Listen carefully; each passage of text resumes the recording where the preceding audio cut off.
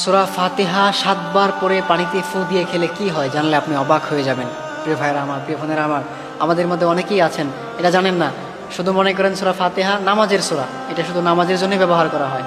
না প্রিয় ভাইরা আমার, সূরা ফাতিহার আরেক নাম হচ্ছে সূরাতুশ শিফা। এটা হচ্ছে শিফার সূরা, এটা হচ্ছে আরোগ্য, এটা হচ্ছে শিফা। এই সূরা ফাতিহা আপনি যদি ৭ বার পরে পানিতে ফু দিয়ে খেতে পারেন, আল্লাহ তাআলা আপনার পেটের যে প্রবলেমগুলো আছে, আল্লাহ তাআলা আপনার যে বুক জ্বালা পোড়া, আপনার যে পেটের যে ব্যথা বা প্রবলেমগুলো, এগুলো আল্লাহ তাআলা দূর করে দিবেন। প্রিয় ভাইরা আমার, আপনি যখনই আপনার পেটে প্রবলেম হবে, আপনার যখনই পেট ব্যথা হবে, পেটে প্রবলেম হবে, পেট ব্যথা হবে, তখন আপনি এই সূরা ফাতিহাটা ৭ বার পড়বেন। আগে আপনি দুরূদ পাঠ করবেন, আগে ৩ বার দুরূদ পড়বেন, পরে এরপর সূরা ফাতিহা ৭ বার পড়বেন, পরে এরপর আবার ৩ বার দুরূদ পড়ে আপনি ওই পানিতে ফু দিয়ে ওই পানিটা খেয়ে নেবেন।